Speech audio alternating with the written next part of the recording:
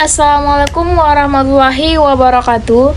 Di sini saya akan menjelaskan materi yang ada pada halaman 96, yaitu di skill 1 yang berjudul tentang answer the question about main idea and topic question correct. Nah, itu sebagai tugas mata kuliah bahasa Inggris 2. Nah, dalam tes TOEFL reading sangat sering muncul pertanyaan mengenai ide dalam teks. Jenis pertanyaan yang sering muncul biasanya menanyakan topik, ide utama, judul, atau subjek. Nah, tapi masih banyak pertanyaan lain yang biasanya muncul menanyakan informasi tertentu dalam paragraf. Ide utama adalah bagian paling penting dalam paragraf. Ide utama adalah hal yang diceritakan lebih lanjut dalam paragraf.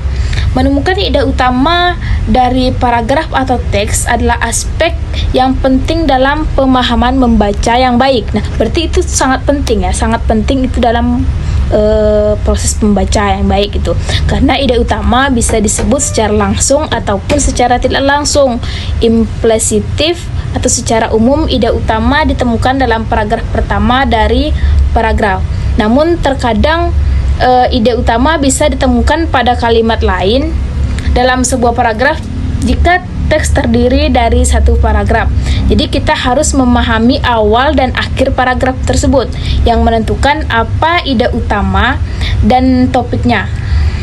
Nah, itu ada contohnya seperti gambar di bawah ini. Itu ada soal, yaitu what is topic of this passage, dan A-nya the intelligence of John Dewey, dan B-nya devotion made by John Dewey, dan C-nya Dewey's the ideas on the about association, dan D-nya how intelligence differs from reason Dewey's words. Nah, itu dalam kalimat pertama pada bacaan ini membahas sebuah perbedaan antara gagasan, kecerdasan, dan penalaran dalam pandangan hidup John Dewey. Ya.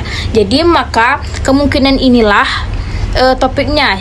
Tepat kita harus cepat memeriksa bagian dari kalimat dalam bacaan ini untuk memastikan bahwa topik yang dibicarakan adalah fakta perbedaan antara kecerdasan dan penalaran. Kemudian periksa setiap pilihan jawaban untuk menentukan manakah yang paling sesuai antara jawaban A.